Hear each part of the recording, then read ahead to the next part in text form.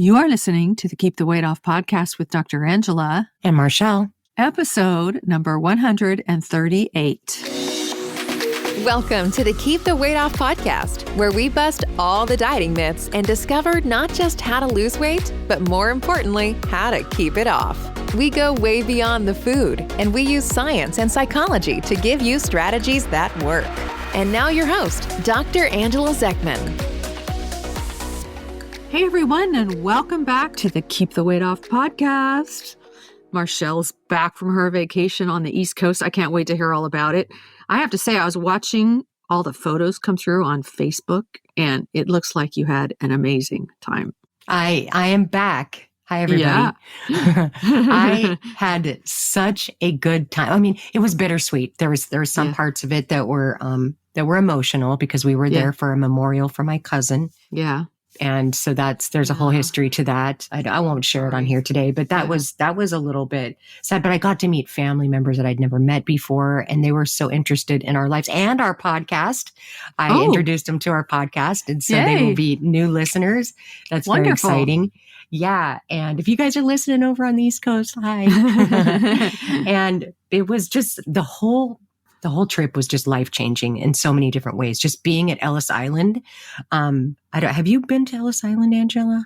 I have been to New York City, but I have not done that. It was so incredible. Just there's a picture of me, and I'm sitting on like the actual bench that some of the very first immigrants came over and had to sit on when they were being watched by the doctors, and going through the whole process that they had to go through. It was just, I don't know, there's so much history to it. It just gave me this new respect for America and all of the people that came over here to make it better for us. And it just gave me a new perspective. I feel like my heart has grown and my mind has grown. And I did get a little bit off track with eating. Well, I didn't get off track. I splurged. Let's say what it is. I did well. Yeah, I did well when I wanted to do well. And then I splurged when I wanted to splurge.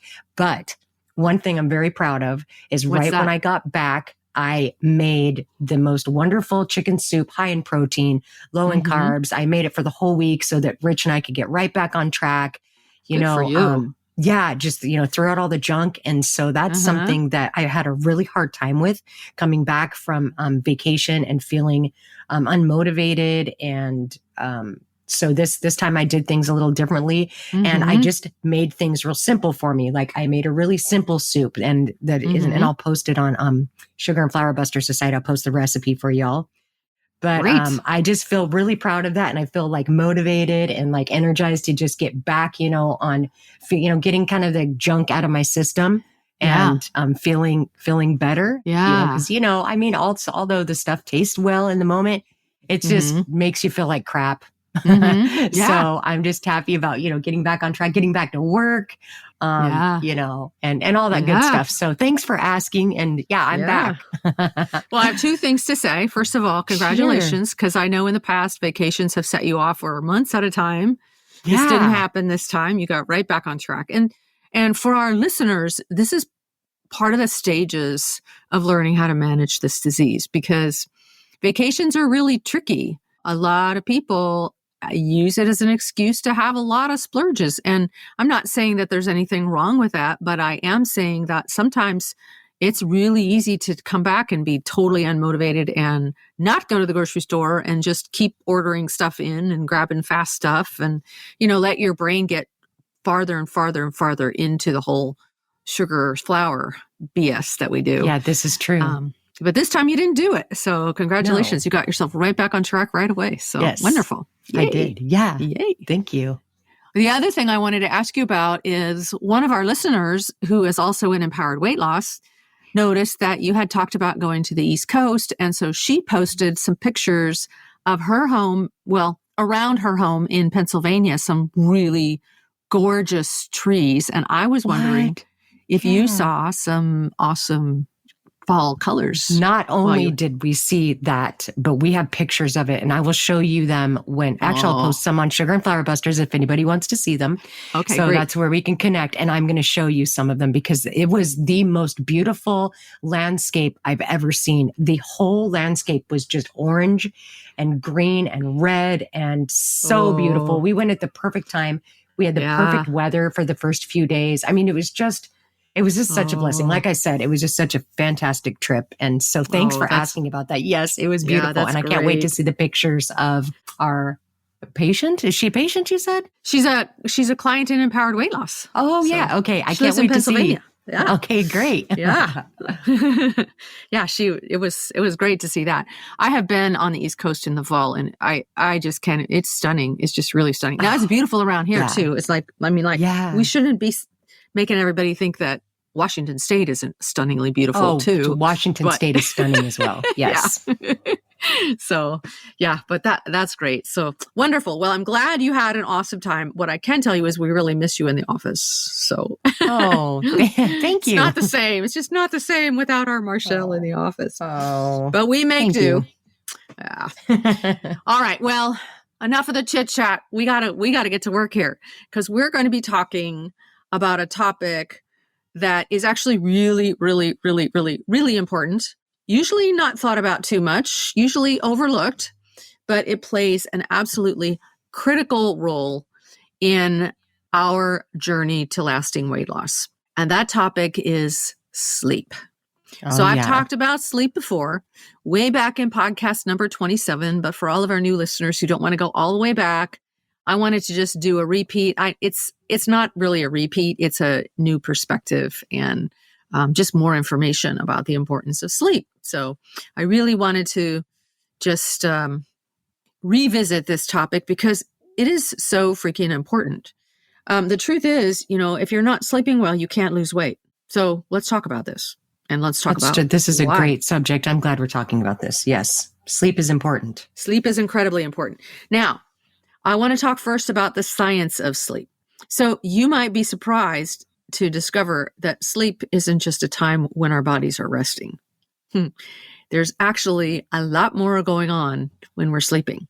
It's a complex process with distinct stages and cycles. Isn't that interesting? Like, who would have thought that sleep was like there are stages to sleep, there are cycles of sleep. Certain things are happening at certain times in order to rejuvenate the body while we're sleeping. Okay. I knew this, but I never really knew the importance of sleep and weight loss and health. I didn't know. Yeah. So let's talk about the stages of sleep. So there are 3 or 4 stages depending on who you're talking to. I'm going to talk about 3 in this podcast, and these stages make up a sleep cycle. So each cycle is typically about 90 minutes long, and it consists of 3 different stages. There's light sleep, there's deep sleep, and there's REM sleep, which is rapid eye movement.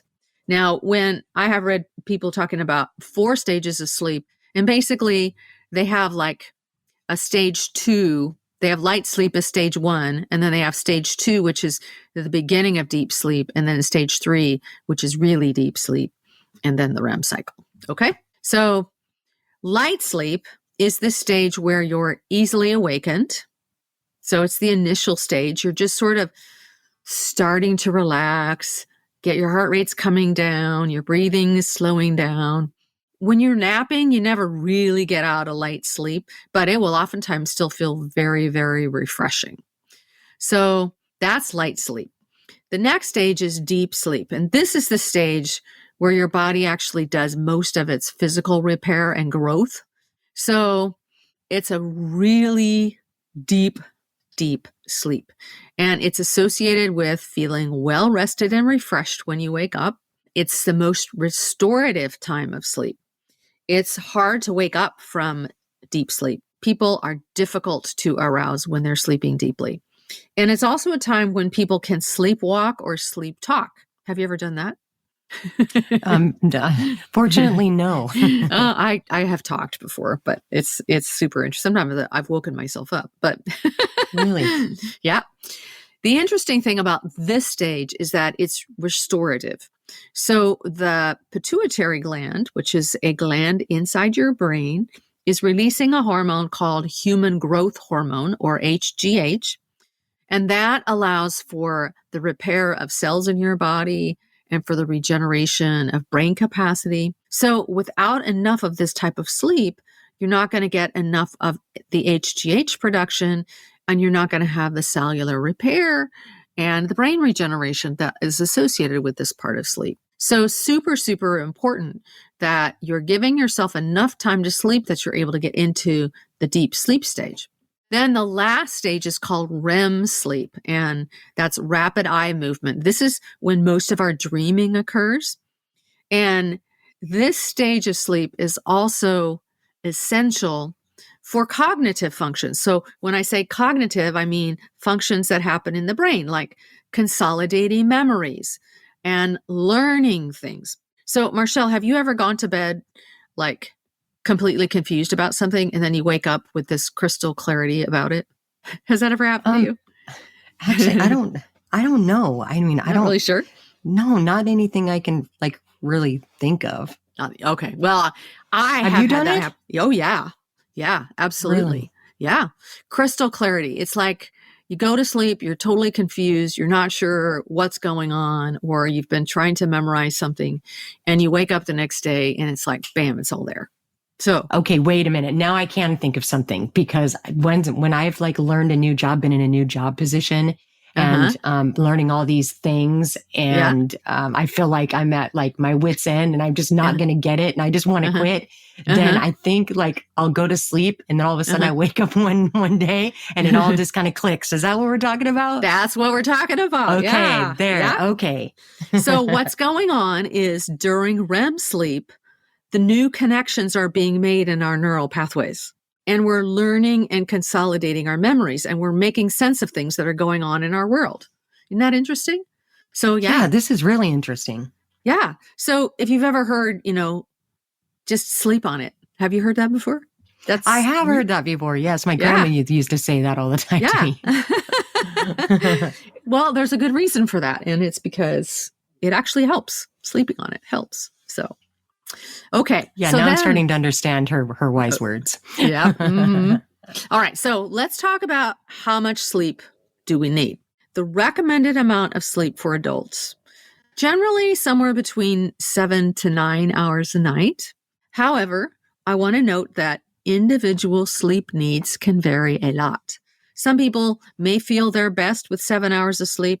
Others might need 9 hours for optimal functioning. There are a few people out there who can sleep, who do really well on 5 or 6 hours. I am not one of them. There are a few people who need 9.5 before they're feeling good.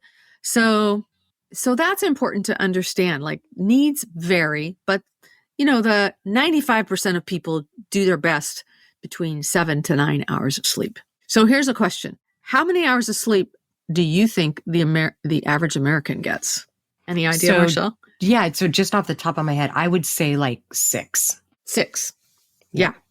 Yeah. So they did a poll. The National Sleep Foundation did a poll, and they found that adults between the ages of 18 and 54, we're not talking about seniors here. We're talking about people, young and middle-aged adults, 18 to 54, are getting 6.4 hours of sleep on average on the weekdays. And then they tend to catch up on the weekends, and they get 7.7 hours of sleep on the weekends. So not nearly enough on the weekdays.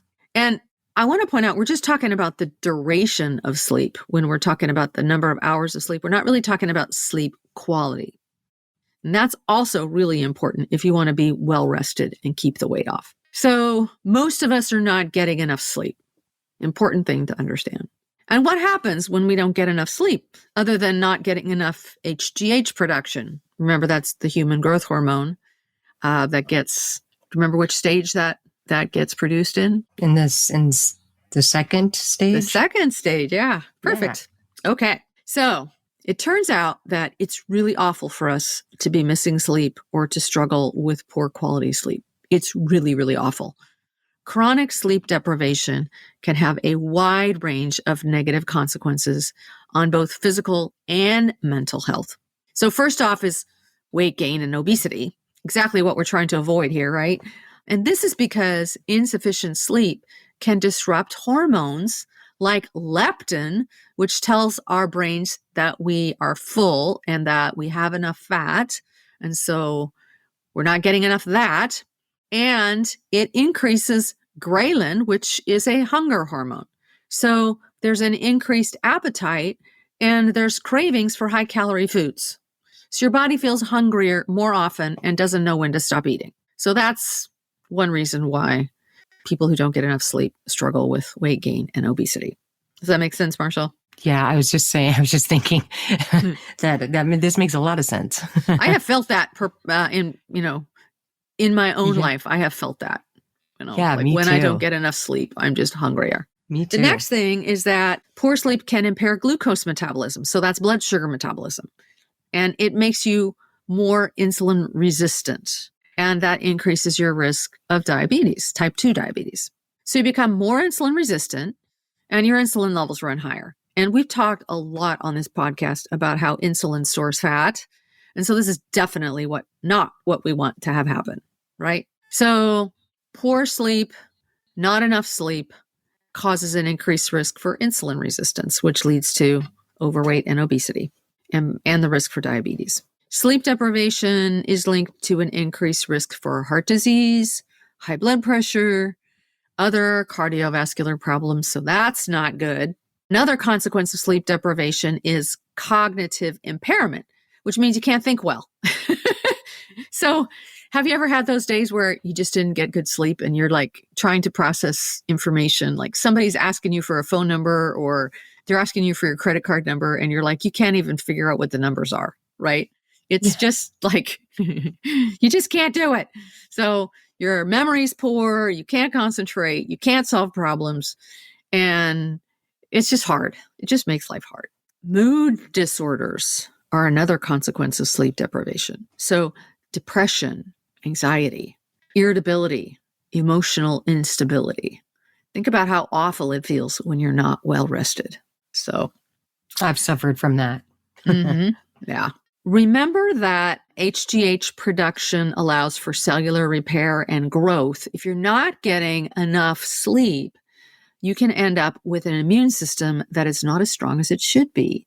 And so the body becomes more susceptible to infections. So you get sicker more easily than when you're well rested. Well, that sucks. You're also at increased risk of accidents because sleep deprivation will impair reaction times and decision making. They actually are saying that driving when you're impaired from sleep deprivation is almost as bad as driving when you're impaired from alcohol or drugs. So really, really important to make sure that you're not on the road if you haven't had a good night's sleep. Okay? Yeah, tell that to all those truck drivers. Yeah, I know. So chronic sleep deprivation may accelerate the aging process, leading to premature aging of the skin and other signs of aging. All that stuff we do to make our skin look good. If we don't get enough sleep, it's not working. So, and then finally, the most obvious consequence of sleep deprivation is daytime fatigue, drowsiness, which just affects your productivity and your quality of life. And so it's really important to realize that the consequences of chronic sleep deprivation can accumulate over time and have a huge impact on a person's health and well-being. Essentially, if you're not sleeping well, your life is going to suck and you're going to have a really hard time losing weight. So I remember being in residency in the late 80s. That was many, many years ago now. But we were chronically up all night and then we had to work all day the next day. And there's just no way to make good decisions. And there was no way to be happy, really. Like we were just constantly trying to find a way to sleep. Then they made, I think in the 90s, they made new rules. And so now they're not supposed to allow any residents to be on duty for more than 24 hours at a time. Still 24 hours. Yeah, 24 hours is still kind of a long time to be on duty. Yeah.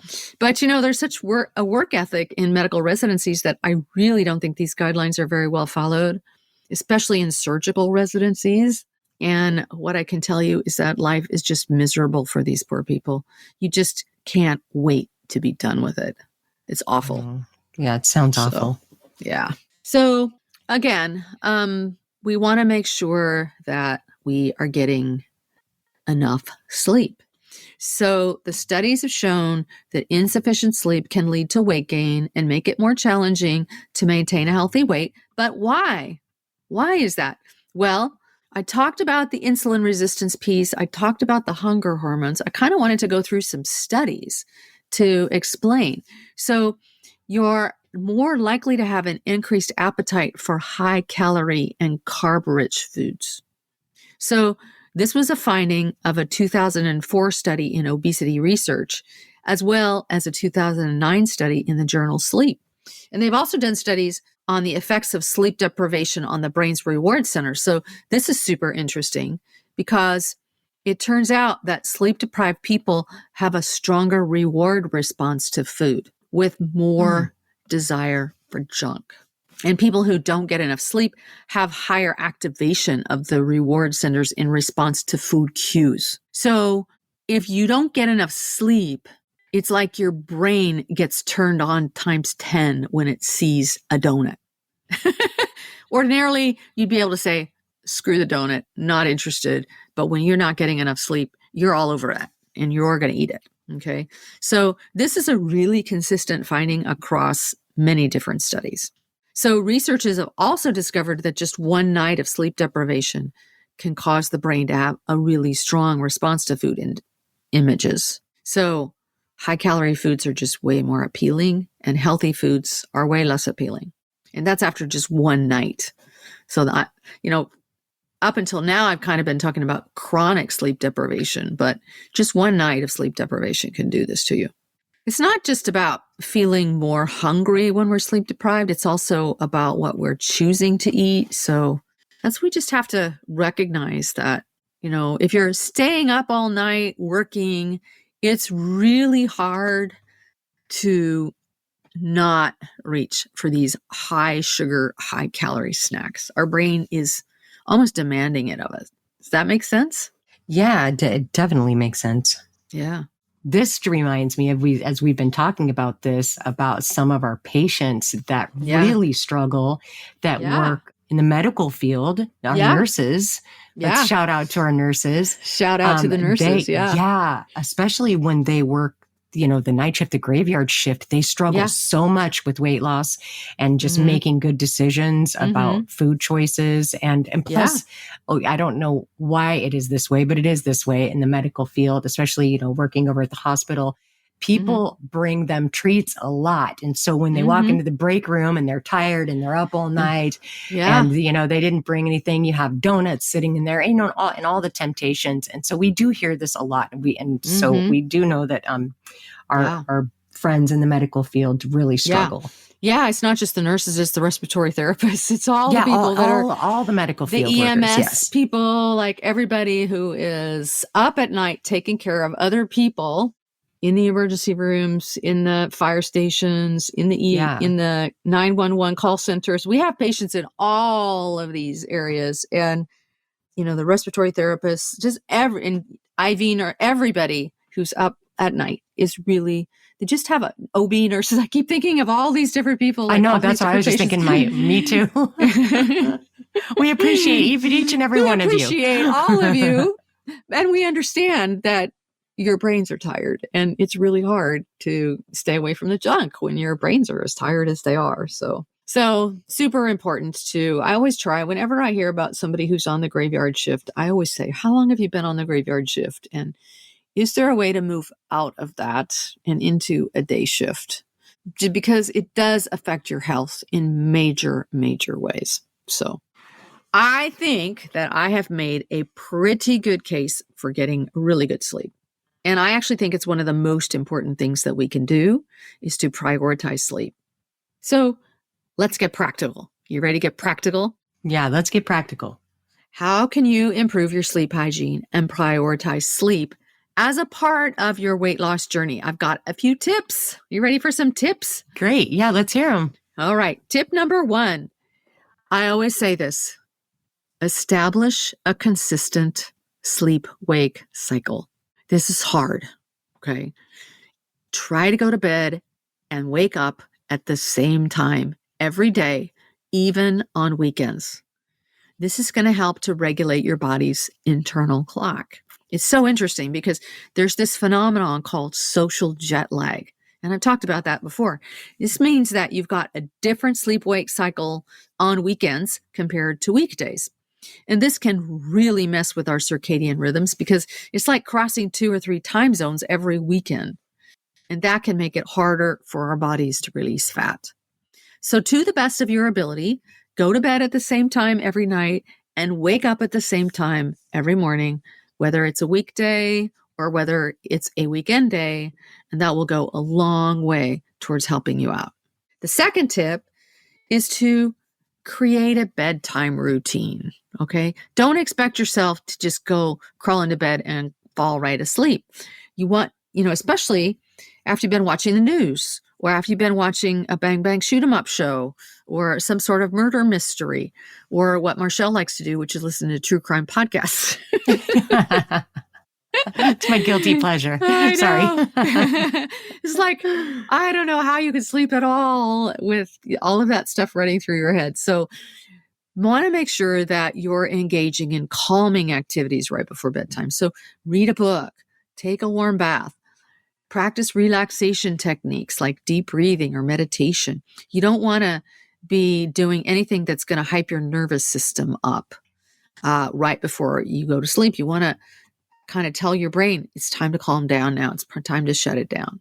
And the tip number 3 is to make sure that you're limiting screen time before bed. They have found that screens like phones, tablets, TVs, computers, they produce blue light, and that interferes with melatonin. Melatonin is the sleep hormone. So that can make it harder to fall asleep. Now, they do have like readers and ways of blocking the blue light, because we can't give up our phones very easily right before we go to sleep. We're all just, checking our social media feeds and our emails before we're sleeping. So I have seen some questions about whether or not that actually works. So I would say if this is a problem for you, getting yourself settled down and you are using screens before bed, try putting the screens away for an hour before you're ready to go to sleep and see if that helps. Okay? Make sense? Yeah. Okay, tip number 4, be aware of your nutrition. So don't eat large meals before you go to sleep. A little snack is fine. I don't like people going to bed physically hungry or trying to go to sleep when they're physically hungry because you're not going to sleep very well and you risk burning off your muscle mass. But you don't want to have a great big meal and then try to go to sleep. You don't want to be drinking caffeine after noon and try to go to sleep. You don't want to be drinking alcohol all the time. Alcohol will cause you won't be able to get into that really deep sleep if you're drinking alcohol. So make sure that you're just really, really careful with those kinds of things so that you're giving yourself optimum opportunity to sleep very well. Next tip is to create a comfortable sleep environment. So what that means is make your room conducive to sleep. Don't have a bunch of lights on. Don't sleep with the TV on. Keep it quiet. Consider blackout curtains. Wear earplugs if you need to, or have a white noise machine. I turn on a fan every night, and then sometimes I'll even turn on some sleep music that I find on YouTube. And that really, really helps me go to sleep. Does that make sense? Yeah, that sounds good. Cool. Tip number 6 is to make sure that you have invested in a good mattress and good pillows. So don't underestimate the power of a good mattress. So many people are like, oh my God, I couldn't believe the difference it made. Like, yeah, it's I know. True. I really think I need a new pillow right now. You're just making me think of that. A new pillow. Okay. I think I need a new pillow. Yeah. Tip number 7. I don't know if you've noticed this. If you exercise regularly, you sleep better. This is so important. It's so true. Yeah.